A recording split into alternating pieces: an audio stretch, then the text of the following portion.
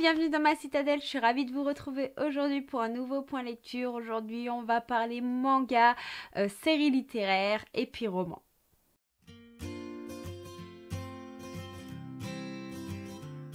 Ce point lecture va débuter par deux mangas et le premier dont je vais vous parler est une véritable boule de douceur. Il s'agit du premier tome de Supinu de Yu Ori, publié aux éditions Komiku.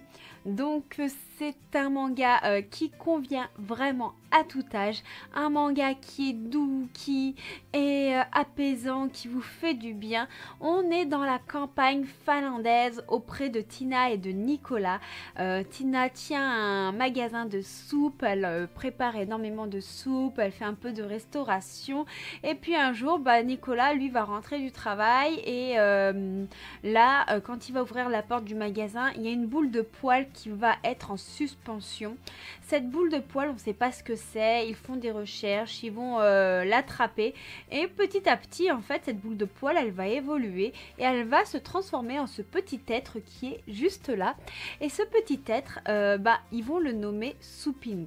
Donc il y a toute une aura de mystère qui flotte autour de ce petit être tout mignon. On ne sait pas qui il est, on ne sait pas à quelle espèce il appartient et pourtant il va apporter énormément de bonheur au sein du foyer. Ce manga, c'est vraiment une ode à la douceur et au bien-être. Je l'ai lu à un moment où j'en avais vraiment besoin. Ici, c'est comme si vous preniez votre animal de compagnie, que vous étiez en train de le caresser, de lui faire un câlin.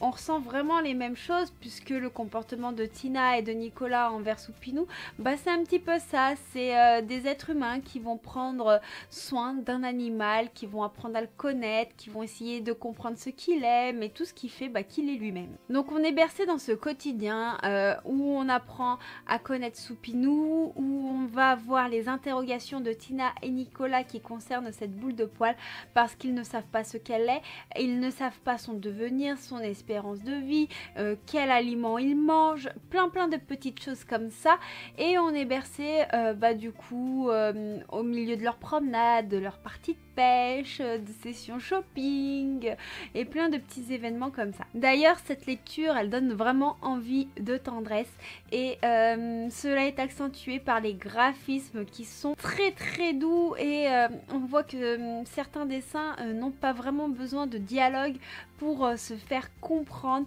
C'est une lecture doudou, c'est une lecture qui fait du bien. On a énormément également de scènes qui se déroulent dans le restaurant de Tina. Du coup, ce sont des moments où on a carrément faim, on a envie de manger, on a envie de découvrir ces petites soupes traditionnelles, si je peux dire ça comme ça. On est plongé au sein d'une famille avec énormément d'amour et on a tous envie d'avoir un petit Supinu auprès de nous. C'est une saga en 3 tomes. Personnellement, je n'ai lu pour l'instant que le tome 1, mais je vous avoue que le tome 1 se termine de manière assez surprenante. Vu l'histoire, je ne m'attendais pas à cela et j'ai vraiment hâte de découvrir la suite.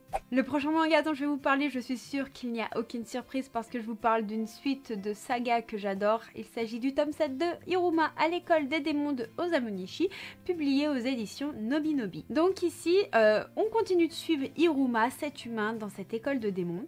Je vais pas trop développer pour éviter tout spoiler, mais Iruma se pose beaucoup de questions sur les démons, sur leur mode de vie et sur comment il doit se comporter pour ne pas faire griller sa couverture. C'était encore une histoire, un tome plein de peps, avec énormément d'humour et de bienveillance et c'est ce que j'aime dans cette œuvre graphique, c'est qu'on a énormément de messages véhiculés et ils sont vraiment incroyables, ils sont touchants, ils font écho. Personnellement c'est un manga que je prends énormément de plaisir à découvrir à chaque tome. Ici, à travers ce tome 7, Osamu-Nishi nous démontre qu'il ne faut pas sous-estimer les gens, il ne faut pas les juger parce qu'on ne connaît pas leurs capacités, on ne connaît pas leur véritable vécu et j'ai beaucoup aimé cette morale qui fait qu'il ne faut pas sous-estimer quelqu'un parce que oui, elle peut nous surprendre, oui, chaque personne a des ressources en elle-même et je trouvais ça vraiment beau, encore une belle morale, encore un beau tome. Je sais pas comment vous développer tout ça sans vous spoiler. C'est toujours délicat avec les suites de saga et plus on monte dans les tomes, plus c'est compliqué d'en parler parce que pour pouvoir bien vous chroniquer ce tome 7, il faudrait que j'aborde les tomes précédents.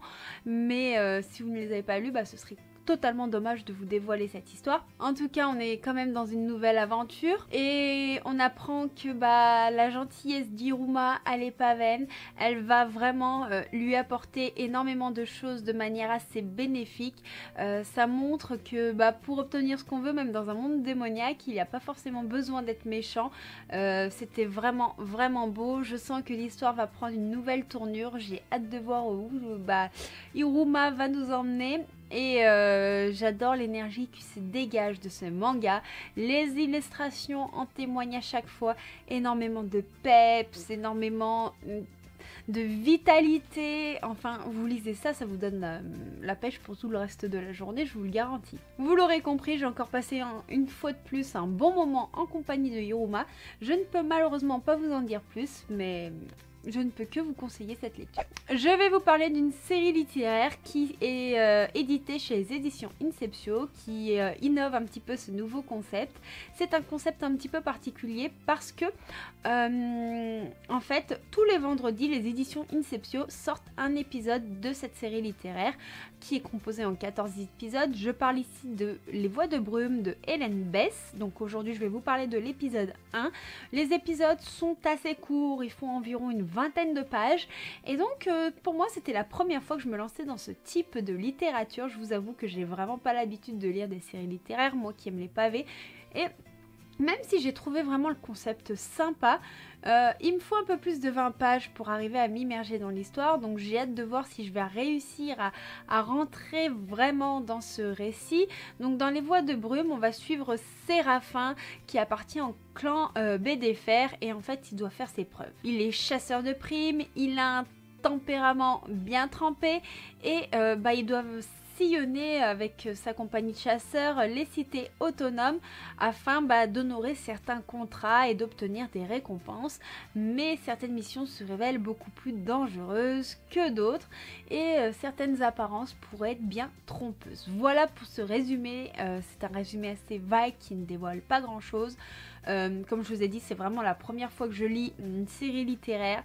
Le premier épisode est très introductif, il met en place les personnages, un petit peu les décors, même si tout n'est pas développé parce que, comme je vous ai dit, ça fait que 20 pages.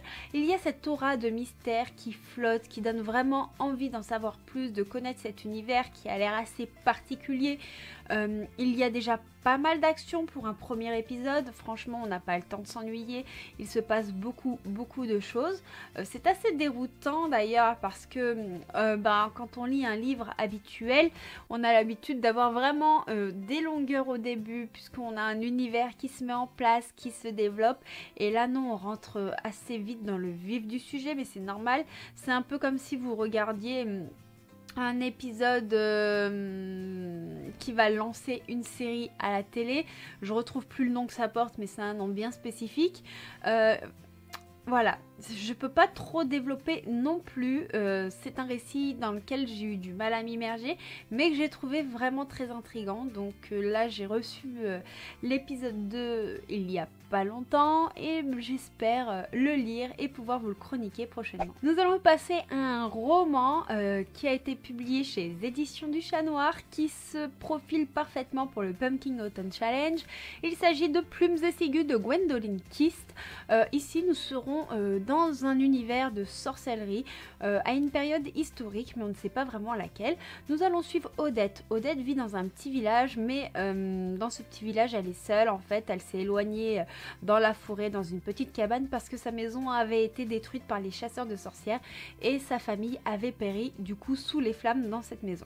Odette est une rescapée et malheureusement comme elle a réussi à échapper à ces chasseurs de sorcières, qu'est-ce qui va se passer?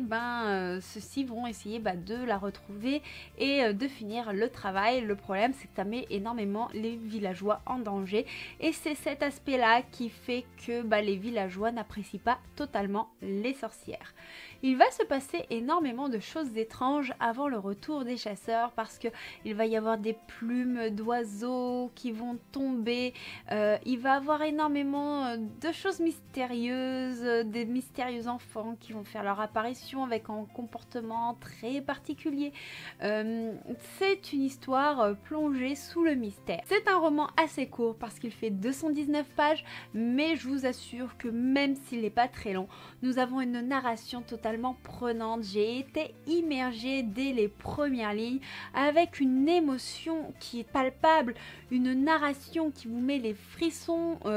Odette, c'est une jeune femme qui est bienveillante, qui aime les gens plus que tout, qui ne veut pas faire de mal et elle va devoir prendre des décisions assez graves pour sa survie. Tout cela est accentué avec des descriptions qui créent une ambiance assez pesante, qui accentue le mystère. On ne comprend pas ce qui se passe, on a envie de comprendre et on a envie de sauver toutes ces sorcières en péril parce que nous sommes à une époque où les femmes étaient persécutées si elles sortaient des standards et on va voir que finalement il n'y a pas que les personnes qui sont désignées comme sorcières qui sont persécutées, mais beaucoup d'autres femmes qui sont sous l'oppression du patriarcat. Elles doivent vraiment correspondre à certains standards, à certaines demandes.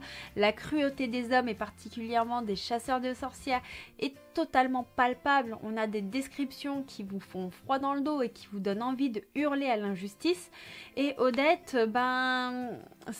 cette jeune femme, elle vous fait de la peine et en même temps vous avez envie qu'elle s'en sorte parce que elle mérite pas de vivre tout ce qu'elle va vivre. De plus, Odette, elle doit subir les chasseurs de sorcières, mais elle doit également subir tout ce que les villageois lui font payer, déjà parce que les chasseurs de sorcières sont déjà venus dans le village et ont décimé sa famille, mais pour trouver les sorcières ils ne s'en prennent pas forcément qu'aux sorcières et c'est ça qui est assez cruel. Donc ces villageois, on les comprend, mais en même temps on a envie de hurler à l'injustice parce que Odette, elle n'y peut rien si elle est persécutée.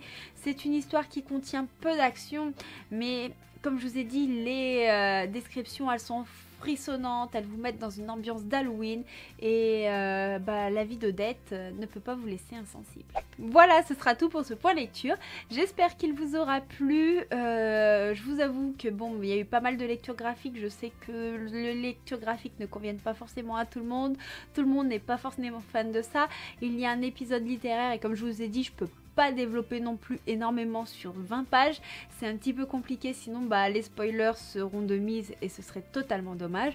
Par contre, il y a eu un roman de qualité, franchement je suis toujours subjuguée par le travail des éditions du Chat Noir, une maison d'édition qui mériterait d'être un peu plus connue.